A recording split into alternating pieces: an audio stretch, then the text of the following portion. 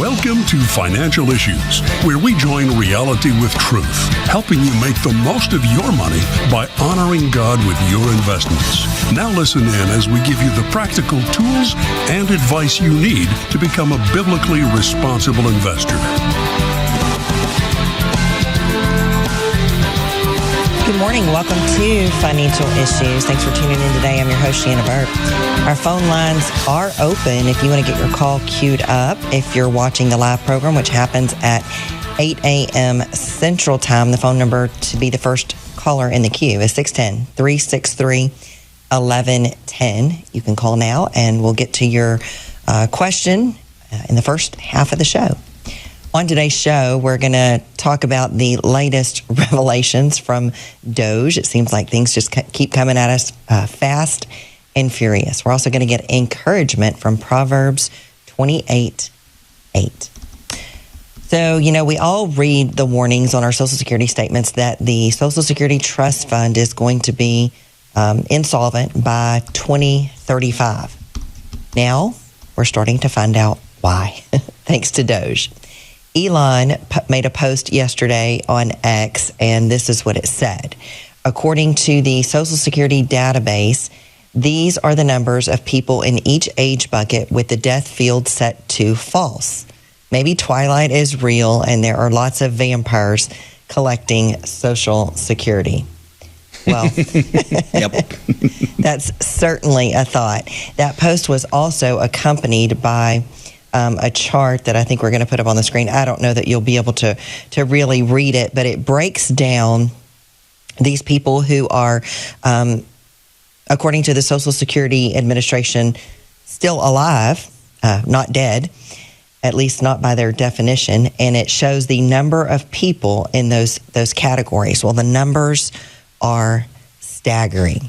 Wow. And Trump brought these receipts to a press conference yesterday and read off some of those numbers as well. So just to kind of summarize it for you, there were 1,476,906 people on the Social Security rolls that have significantly outlived their life expectancies and could potentially be bankrupting our system.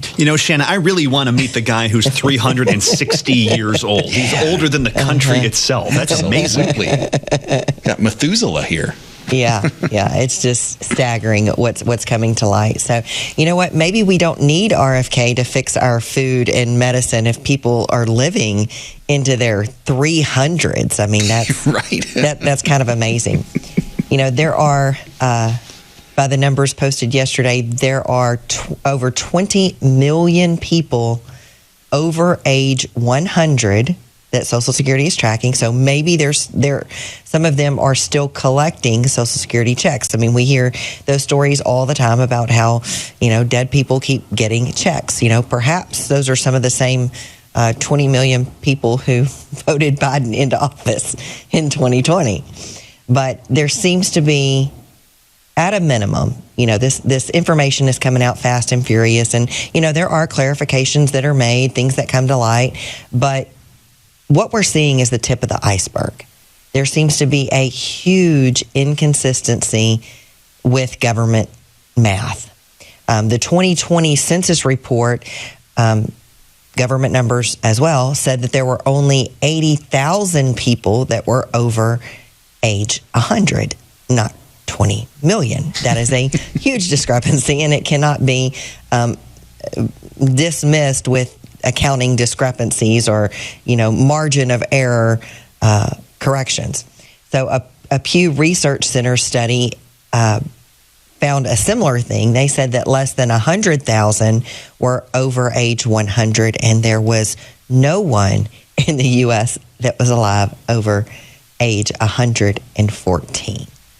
So, that got me thinking, shouldn't there really be enough money in the Social Security Trust Fund to accomplish the purposes that it was created for? I mean, yes, people are living longer.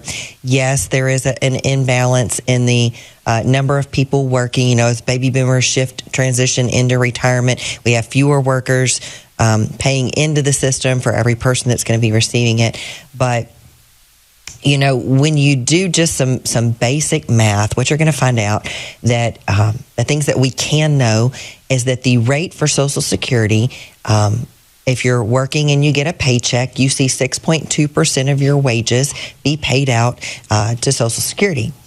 Your employer also has to match that 6.2%. Self-employed individuals have to pay the full 12.4%. They have to pay the employer and the employee part of the match. So the average worker in the United States earns around $60,000. And over a 40-year career, just assuming that they were making $60,000, they would be paying about $149,000 roughly into Social Security. A higher earner, one who maxes out what they have to pay into Social Security, pays in around, where's my number? I think it's around $250,000 over their lifetime. Even a lower wage earner at $40,000 pays $100,000 into Social Security. So tell me again why Social Security is going broke, because I'm just not quite getting what the government is putting forth. So as of December 31st, here's another little interesting statistic. December 31st of last year, the combined asset reserves of the U.S. Social Security trust funds and the Old Age and Survivors Insurance and Disability Trust funds totaled approximately $2.7 trillion. In 2024, now we're looking at, that was the balance, now we're looking at inflows and outflows.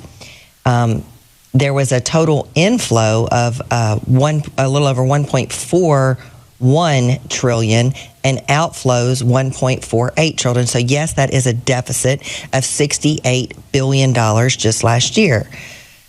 So my question is, with all of the waste, fraud, and abuse that is being uncovered, and believing that this is just the tip of the iceberg, do you think we could find $67 billion in waste, fraud, and abuse that probably shouldn't have gone out, and that would have at least evened out the income and outcome? Well, so far, according to some numbers that I read, and like I said, this information is coming out. I mean, by the time you hear it, this information could very well be outdated. But so far, the number that I've seen is that $50 billion has been saved by DOGE so far. And, I think the American public is just becoming desensitized to these numbers, because, most people are considered blessed if they accumulate $1 million in savings during a lifetime. Most people don't even have any idea what $1 billion is, or even $1 trillion. But here's another staggering statistics.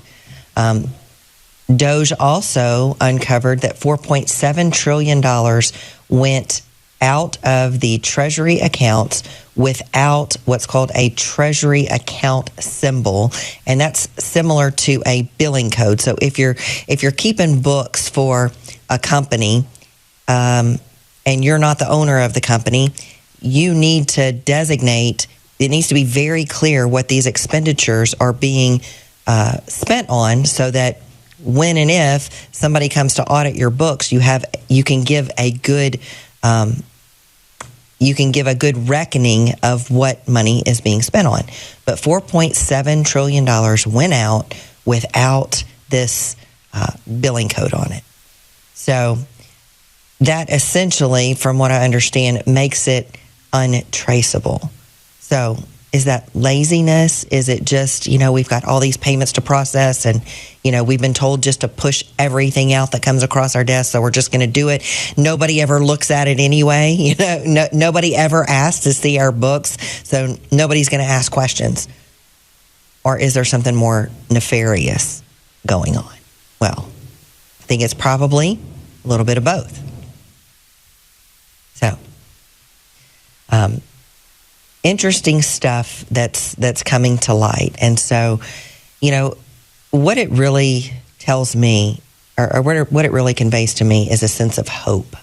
A sense of disgust, yes, that our tax dollars have been spent on things that are absolutely ridiculous. I mean, we've intuitively known that it was happening, when we, hear about, how many thousands of dollars, tens of thousands of dollars is spent on a toilet seat or for coffee cups, disposable coffee cups or things like that, and we can just kind of roll our eyes and move on with it. But I mean, what is being uncovered right now is absolutely despicable. To think that those who have been put in positions of trust, who have been trusted to steward the resources of this country, have just been derelict in their responsibility. Well, folks, we got to take a break. We're going to come back, though. So if you have a question, get your call queued up. The number, 610-363-1110 is the phone number. Call in now if you want to get in the first half of the show.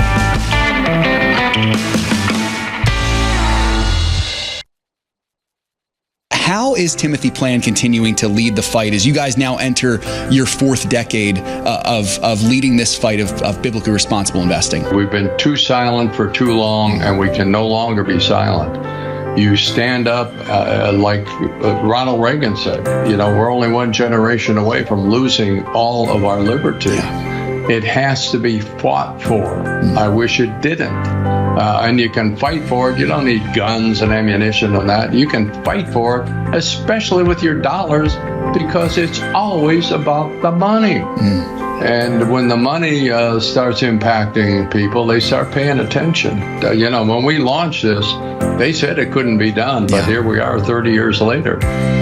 They said you couldn't get competitive returns, but here we are. What a tremendous testament of God's grace. Go to financialissues.org/Timothy Plans to learn more about Timothy Plan.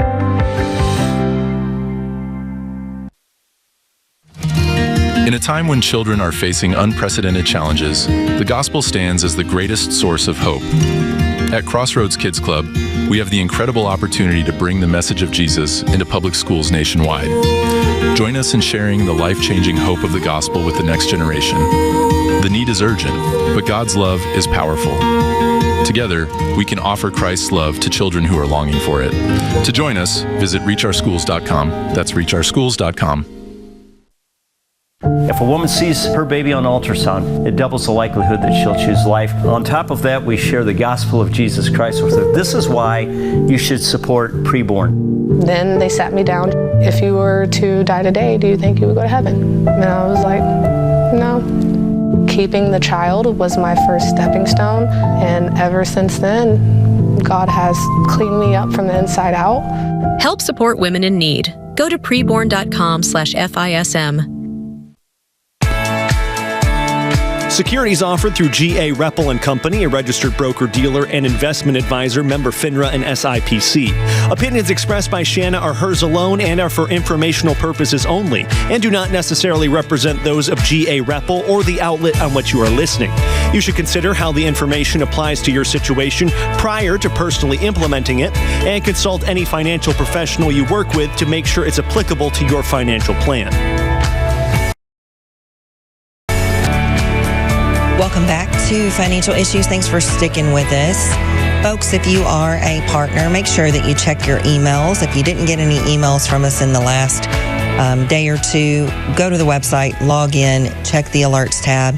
It's a good idea to get in the practice of going in and reading the commentary once a week. We do get that posted usually on Monday evenings late. I would check it by midday Tuesday. It just, we share with the partners some of the things that we're thinking, some of the things that are influencing our strategy.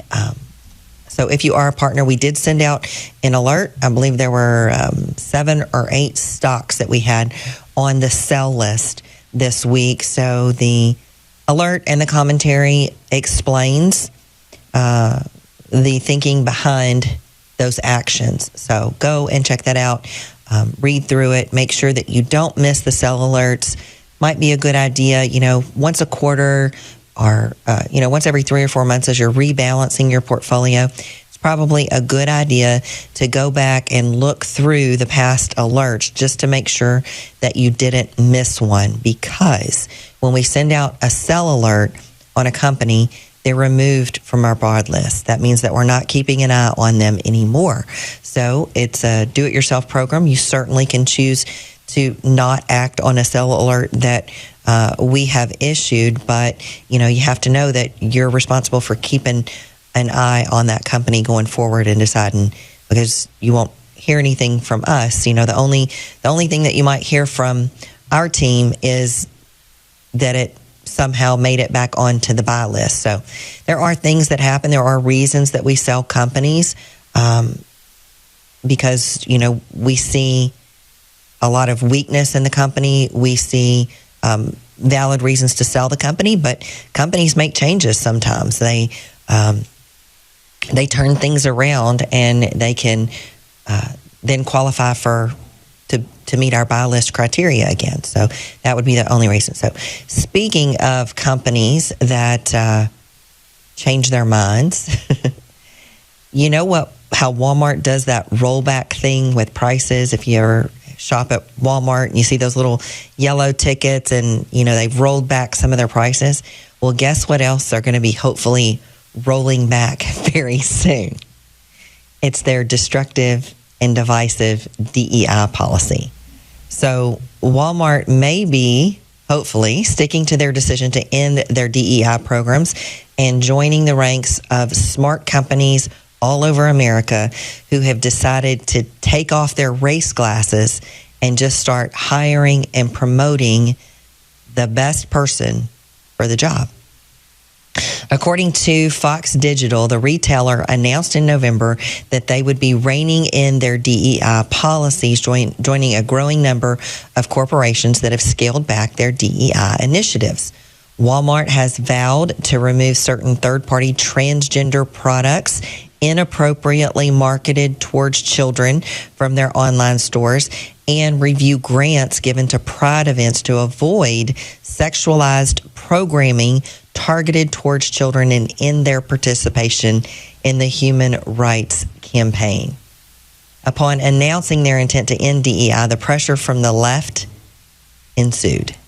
A letter from 30 shareholders and 13 Democratic state attorney generals was sent to Walmart, asking them to reconsider getting rid of their DEI program. The Alliance Defending Freedom wrote its own letter, a letter that was signed by 60 investor groups, advisors, and proxy consulting groups in support of ending their DEI. So, folks, this is why organizations like Financial Issues exist. Not that we are all focused on DEI, but there are a lot of DEI issues that go into the things that we screen out against. So our stand is that we just want companies to operate in excellence and do what they do. So if they make burgers, make the best burger that you can make. If you make equipment, make the best equipment that you can make. If you sell things to people on a retail scale like Walmart does, just do the best that you can there. So stay out of the culture war. Let individual cultural warriors deploy their money into the causes that they believe in the most. But you know what the cool thing about qualifying for a job on skill and effort is? It's that everyone has been given skills, gifts, and abilities by God that we can all steward. Stewarding means to use them to serve others and to serve ourselves in a good way. And now those that are applying proper stewardship of their skills, talents, and abilities and who are striving to operate in excellence can get an equal opportunity at the job that they are applying for. So DEI is unfair because we cannot change our ethnicity or our gender, despite what some on the left would say. But everyone has the opportunity, we all have the opportunity to use our God-given gifts, skills, and abilities in the most excellent way that we can. All right. Shanna, this story, it's really, I think, a good lesson for us to remember that as we fight this good fight, the other side is still going to keep fighting. It's not like we're just going to fight back and they're going to give up. So I do think you're exactly right. It's a great lesson for why we exist and how we need to keep putting the pedal to the metal here. The fight's not over. It's really not. Yep. You ever get a request from us to sign a petition? Please take that request seriously, because companies want to hear from their shareholders.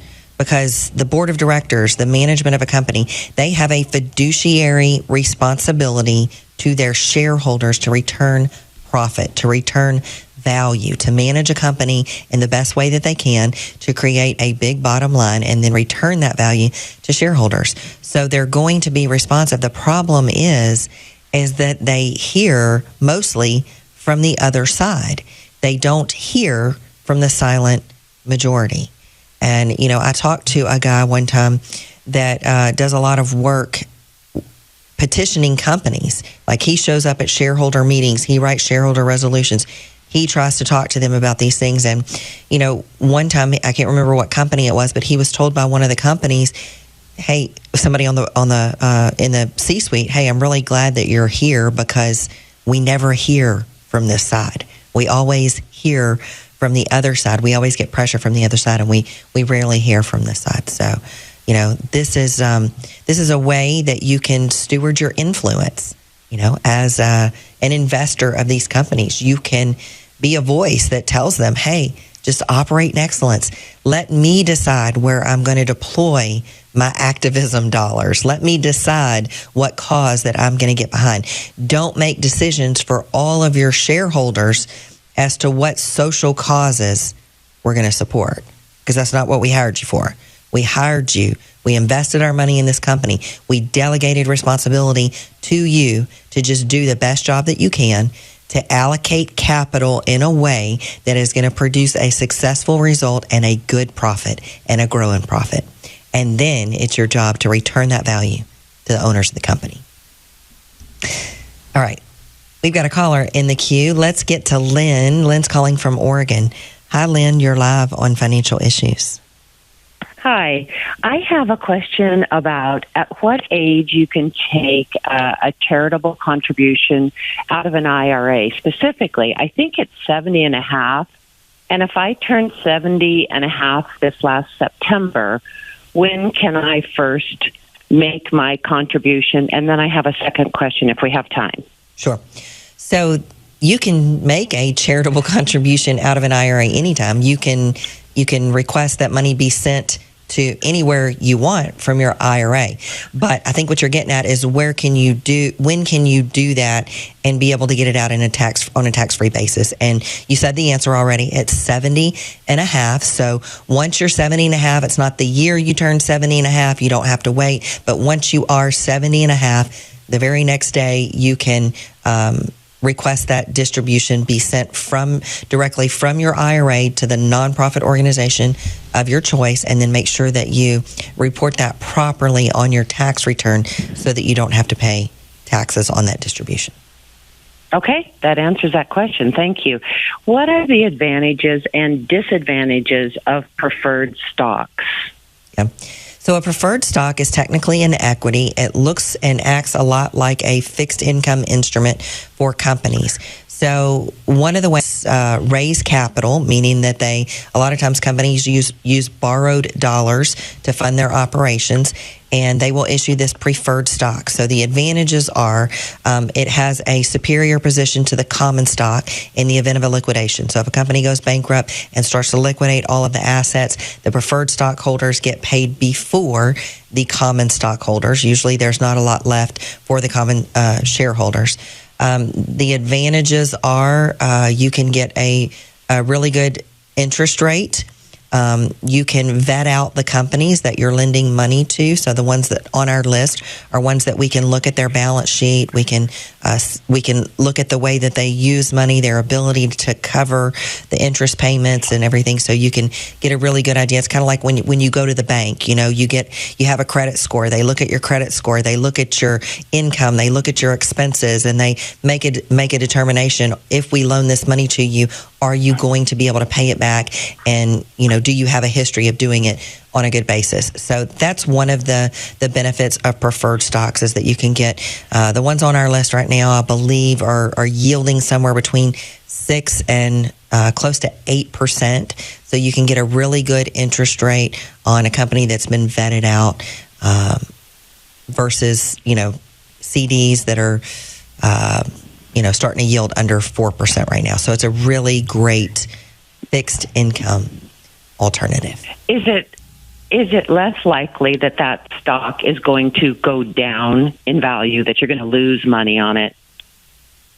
Well, the only way the only way that you lose money is if you sell something when it goes down.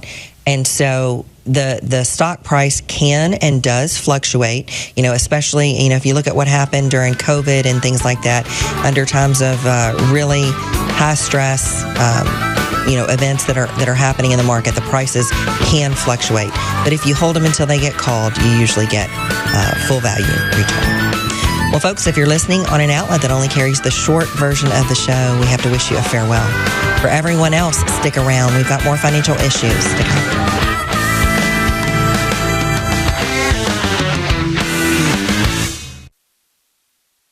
In the last 10 to 15 years being in ministry, being married, something that has been constant in our lives is Samaritan Ministries. As we've moved, we've had babies, we've had different things come up, we have just been able to rely on Samaritan in ways that we never really even thought about before becoming members.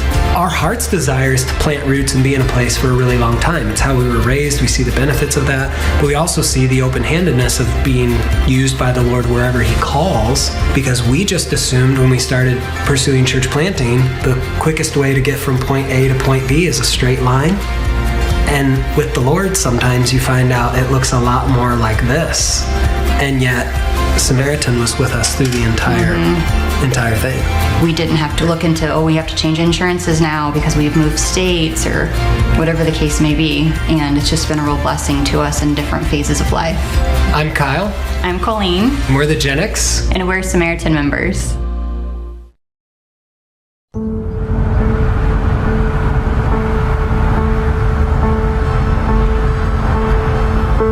Make a point. No matter what happens, I'll always be there for you. I know.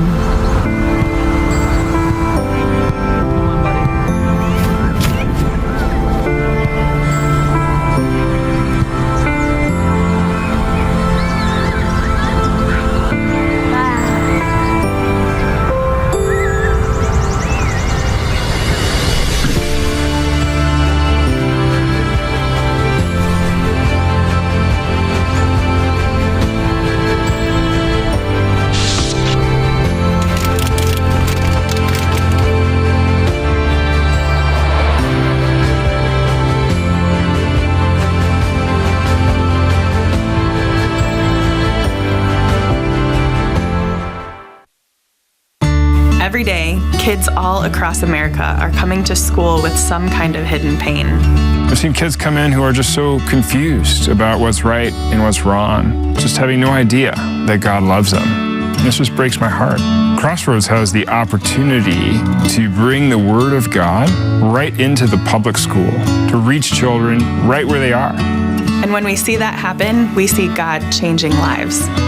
We want to see kids not only come to Christ, but pursue a lifelong relationship with Him. And so local churches are uniquely positioned to disciple those children as they become young adults and through their lifespan. Crossroads comes alongside a church and provides that church with a club structure, curriculum, training, and ongoing coaching for them to run these outreaches in public schools.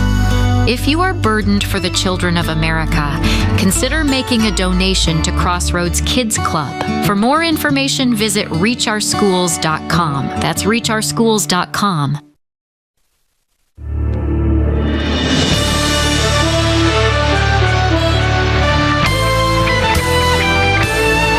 Welcome back to Financial Financial Issues, everybody. Great to have Shana on there. I'll be taking you the rest of the way. Seth Udinsky here with my friend Sam Case and the Studio A team here in our Philadelphia studios. Welcome back to Financial Issues on this Wednesday, February the 19th. Hey, I do have some great news for you folks. So the news is this. South Carolina Supreme Court is rejecting a Planned Parenthood request to block a heartbeat law. Sam, what can you tell us about this? I always love to dunk on Planned Parenthood, and I have no problem doing that. So they're a wretched hive of scum and villainy, so it's so easy to dunk on them, isn't it? Yeah. And I know we say that tongue in cheek. In all honesty, I actually do believe that there's something seriously demonic behind this organization, and they're just partaking in the same ritual sacrifice of children that ancient cultures did to demon gods thousands of years ago. It's no different. Truly nothing new under the sun. Exactly. That's right. Exactly. But yeah, Sam, what is this good news here out of the state of South Carolina? Yeah, so this is a partial victory, but it is still a victory. So Supreme Court is challenging, Planned Parenthood is challenging to the Supreme Court this heartbeat law down in South Carolina. And part of their challenge to this, they're requesting a stay. Sometimes plaintiffs will do this. They'll ask for the law that they're challenging to be completely blocked while the lawsuit plays out. And last week, the Supreme Court down in South Carolina said, no, we don't think so. We're going to keep it in place while we're litigating this. So I say it's a partial victory because the litigation is ongoing. But what that means is all the babies with heartbeats, there's no chance they're going to be aborted. So every life saved because of this law is a life saved. That's a huge victory for the pro-life movement. So still a win. Yep. Amen. And Sam, I do think this is the way it's going to go. It's going to be these partial victories. We're going to take 2 steps forward, 1 step back. We're going to try to be buying some time in states like this. This is kind of a buying time method almost, And I think pro-life Christians need to celebrate this. You need to celebrate because every life saved is a human life saved. So that's a life that could have been completely destroyed, and now they're here. So we need to celebrate every life as a victory. Yeah. Let's not try to be discontent with what we have saved. Of course, we want to continue and save as many as we can. But like you said, Sam, 1 life saved is a life saved. Praise God for that. Amen. And speaking of praising God, folks, our friends at Preborn were so thrilled with what we did for them last week, the Financial Issues family. So our target for that Preborn Heartbeat campaign, speaking of heartbeats, Sam, was $21,000. We came within several $100s of that. It was right around $20,600. I know Ann from Alabama was asking that yesterday.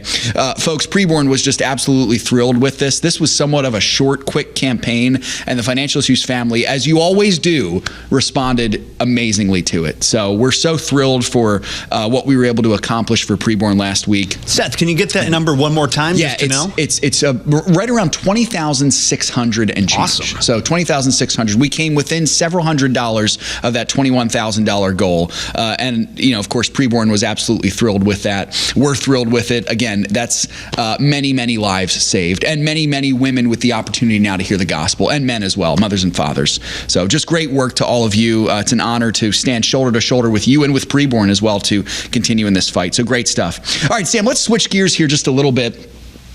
Some interesting news as well. It seems that Americans are at least trying to improve their emergency savings. What can you tell us about this? This is some good news, but unfortunately I saw a separate report this morning that kind of contradicted some of the good news of this, and we'll get into that in a second, but let's start with the good news. According to a new survey from Bankrate, 30% of adults said they have saved more emergency savings now in 2025 compared to they did in 2024, which is frankly rather impressive considering how dismal the economy was in 2024 and frankly the year before. So that is good news. A little bit of the bad news is that 27% say they have less. So it's almost a little tied there, but still 1 in 3 is nothing to sneeze at.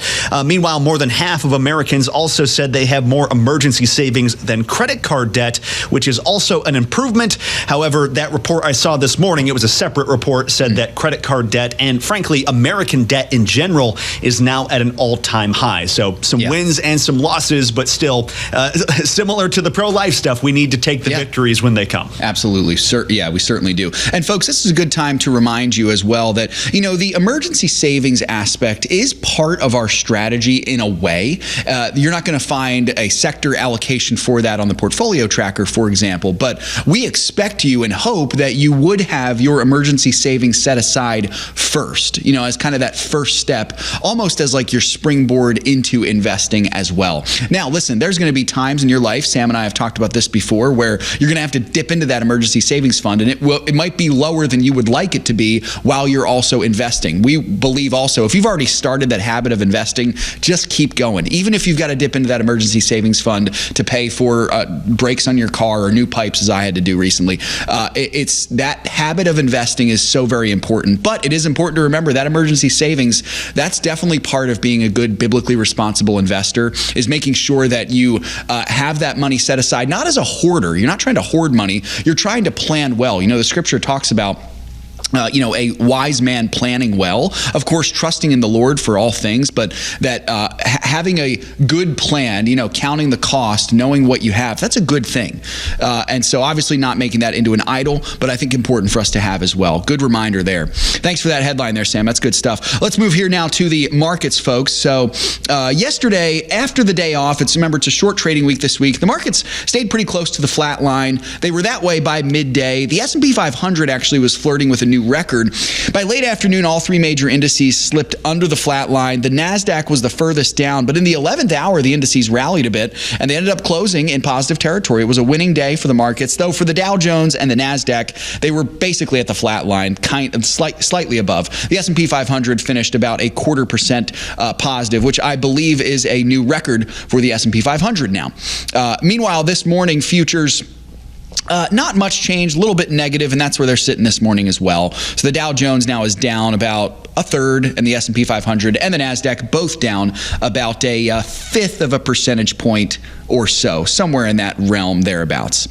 So that's what the markets are looking like today. What to expect for the rest of this week here, folks? We got retail sales out this morning. Later today, we're going to get the minutes of the Fed's January FOMC meeting. Tomorrow, we get our usual jobless claims numbers for February the 15th, the week, so that's last week. We'll also get the leading economic indicators for the month of January. Friday, we'll get existing home sales for January and consumer sentiment for February. With earnings season, folks, we have a bit of a light week, though there is a somewhat of a big day tomorrow with Walmart and then Alibaba as well. You heard Shana mention Walmart earlier in the program. Some good news there with their DEI stuff. We might have time to get to that later in the show. We'll have to come to the ag report here first, but we'll see if we can get to that later on in the show here. But that's what we're looking like for this week, folks. Next week will be a bit of a larger week when it comes to earnings season. So this week, not too much. Thursday is really the biggest day there. Over on the chat, I saw a good, where was that comment that came in? I think it was Claude asked a great rhetorical question. Let me see if I can find this here really quick. See, you all are just so good on the chat there. You're always throwing stuff in there that whenever I want to see something, I can't find it. It's a squirrely chat. That's exactly right. Keeping you on your toes, making sure you're paying attention. Exactly right. It is very squirrely. Here you go. Claude is asking, can the government ever be good stewards? I think you're asking that tongue in cheek, Claude. And I mean, if we're going by past performance, probably not. The hope and prayer, of course, is that we will see that, that we have to remember that in the final analysis, the U.S. government is not just this big conglomeration, but it's actually made up of real people with real moral values. And so to pray for our ruling leaders is a good thing to do. And I think one of the great prayers we can pray is that they would be good financial stewards with our money. Now, of course, it's God's money, but when we're talking politically and from a tax perspective, the money that they play with, the tax dollars, that's our money that we have to pay. And so we could talk a lot about that for sure. But yeah, Claude, I would hope and pray that our ruling elites would become good stewards, as many of them are not already. We got Craig Howgard coming up for the Ag Report here, and then more financial issues right after this. This is Craig Howgard with your Financial Issues Ag Update for February 19th. Well, corn continued to rally. It was driven by extremely good weekly export inspections. This is just a continuation of what has been a pretty solid export program. In fact, preliminary export data indicates we may have broken a 35-year-old record in January. Now, this news attracted additional fund buying, which also helped drive the market higher. At the close, May corn was 7 cents higher at $5.15 3/4. Soybeans benefited from great domestic news as well. The January NOPA crush numbers came in at 200.4 million bushels. That's the second largest crush ever recorded and second straight month above 200 million bushels. That, coupled with Argentina's forecast turning hot and dry for the next week, was all that we needed to push prices to a higher close. May beans finished the day 2 3/4 cents higher at 1055.5. Wheat export inspections were below trade expectations, and in fact the lowest we've seen in a couple of months. But the trade ignored that to focus on their fears that frigid temperatures across the wheat growing regions, both in the U.S. and overseas, could result in damage to this crop. As a result, Minneapolis May wheat was 6.5 cents higher at $6.55 3/4. Kansas City rose by 6.5 cents to close at $6.39 1/4, and Chicago was 4.25 cents better at $6.17 3/4. Cotton futures seem to have just settled into a sideways trading range. May futures ended the day yesterday 51 points higher, closing at 68.82. Livestock futures were mixed. April live cattle were 22.5 cents lower at $194, 2.5 cents per hundredweight. March feeder cattle were $3.37.5 higher at $269, 72.5 cents per hundred. And we had April lean hog futures rising by 60 cents as they closed out the day at $93.20 per hundredweight. Class 3 milk futures just continued to chop around in a pretty narrow trading range. At the closing bell yesterday, we had March futures down 10 points as we ended the session at 1960. This has been Craig Haugard with your Financial Issues Ag Update. We'll be right back with more financial issues after this.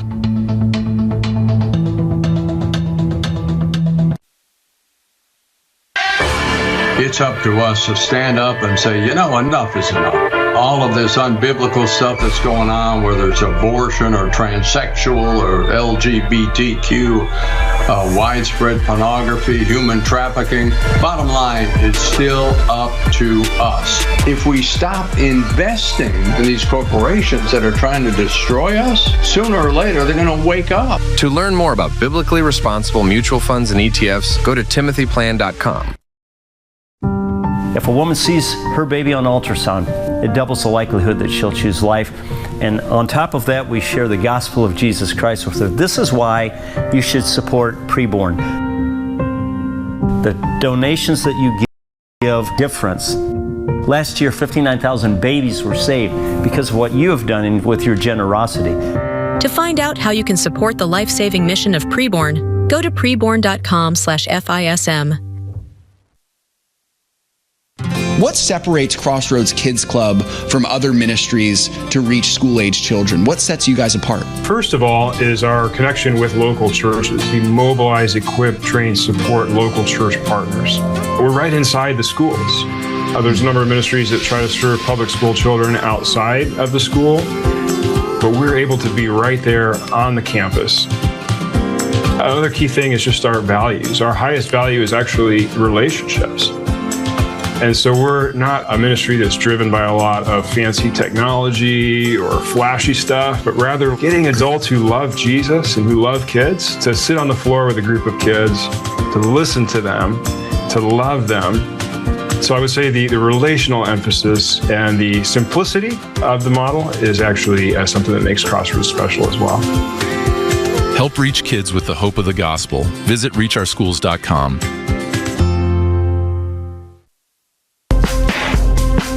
The opinions and recommendations expressed on this program do not necessarily represent the opinions of the station or any of the program sponsors. Additionally, all products or services offered by the program sponsors may not be known by the program. Yeah, folks, to pick up on that conversation, Royce with another great comment here in the chat from Ohio saying Doge has found some Republicans are on the take from U.S. aid as well list. It's not Republican versus Democrat as much as it is us against the uniparty. Royce, you are spot on, my friend, spot on with that. We are, as you all know, the history of our ministry, our founder Dan Celia set this example for us and was excellent at being an equal opportunity critic of both sides of the aisle in Washington, D.C. And so, of course, we are first and foremost Christian. Our Christian worldview governs our politics, and we lean heavily conservative because of that. However, we are willing to criticize both sides of the aisle, and yes, there are many spineless weasels with an R in front of their name, many Republicans.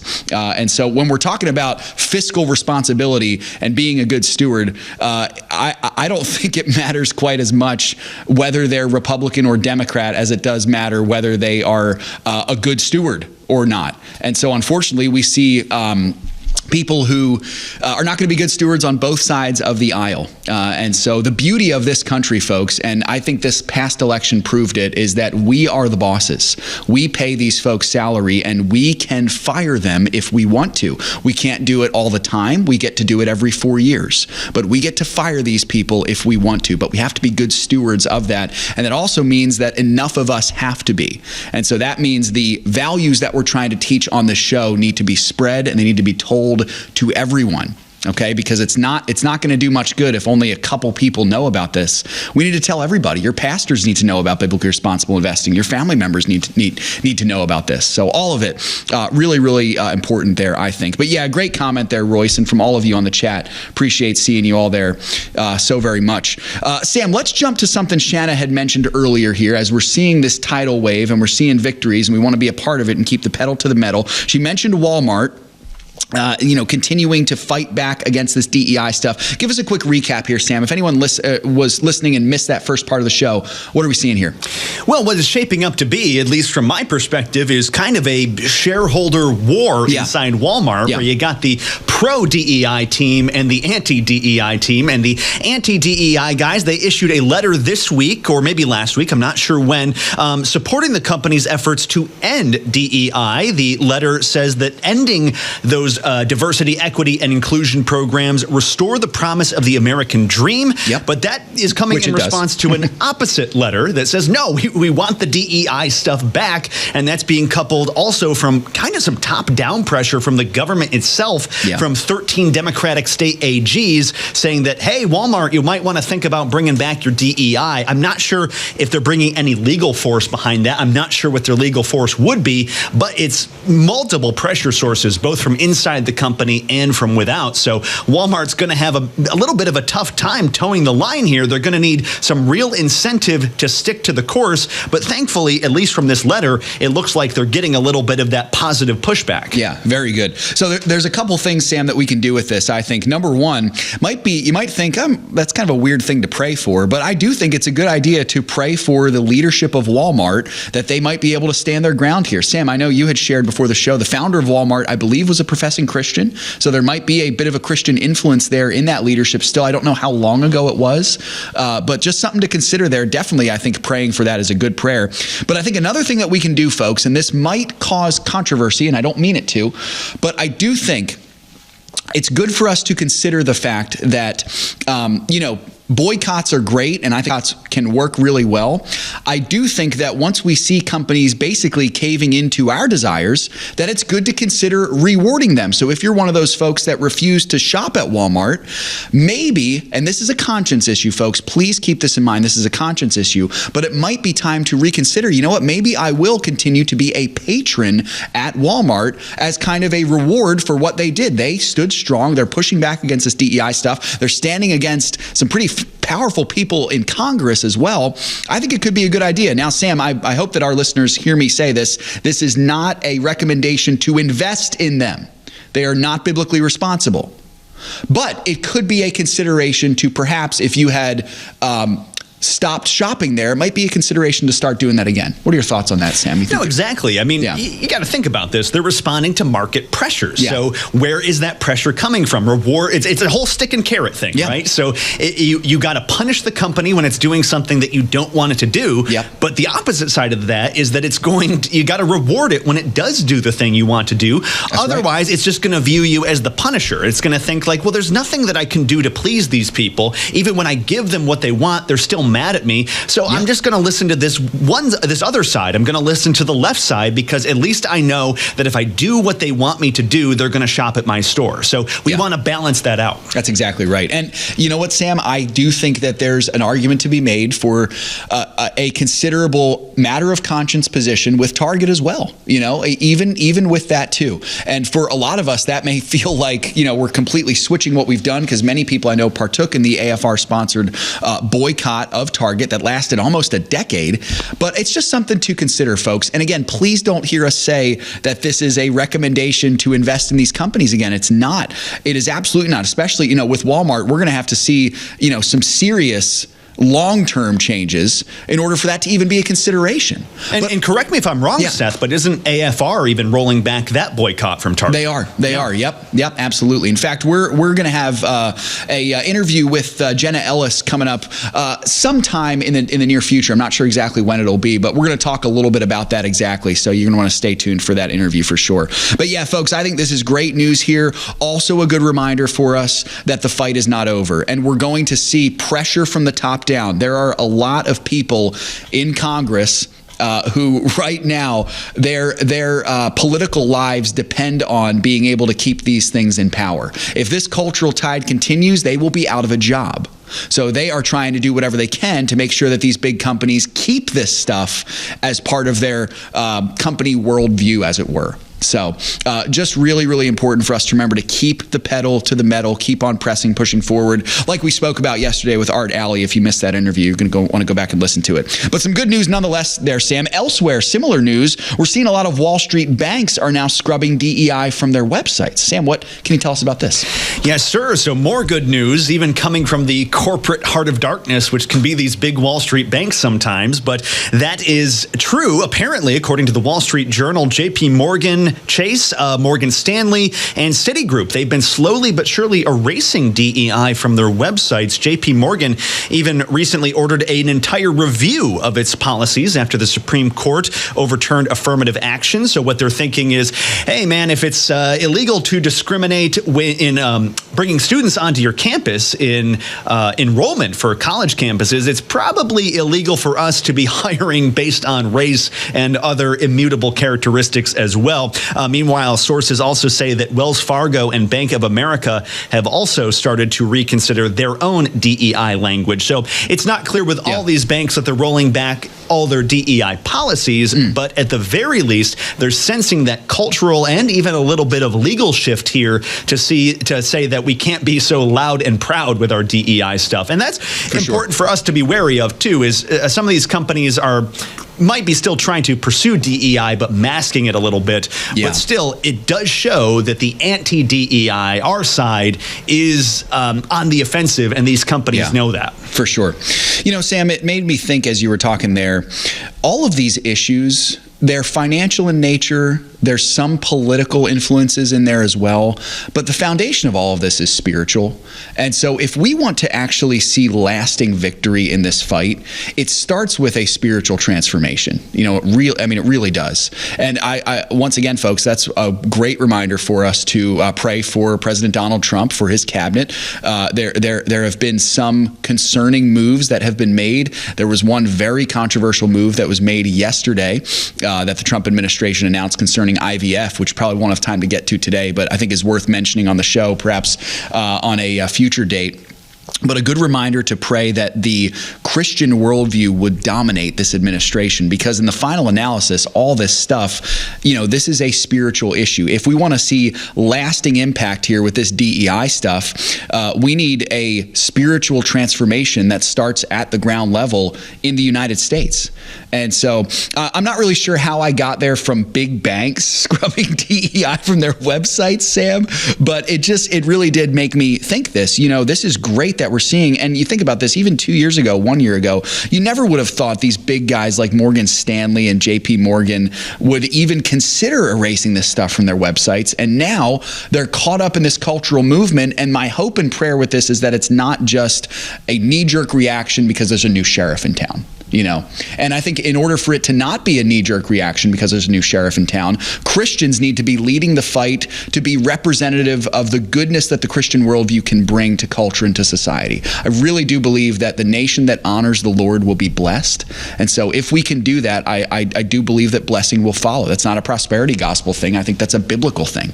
Anyway, Sam, I don't know if you had any thoughts on that, but I just think it's important for us to consider, you know.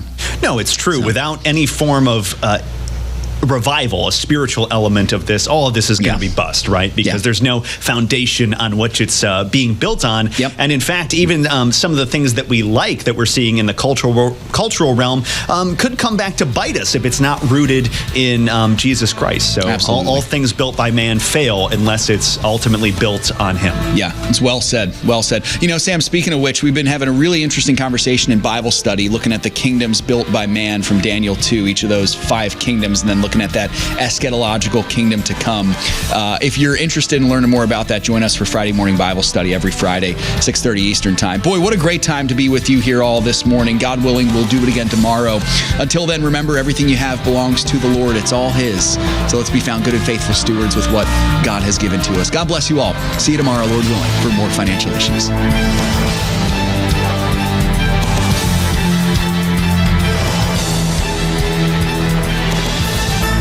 If we ever forget that we're one nation under God, then we will be a nation gone under. Thank you for joining us. This has been an FISM production.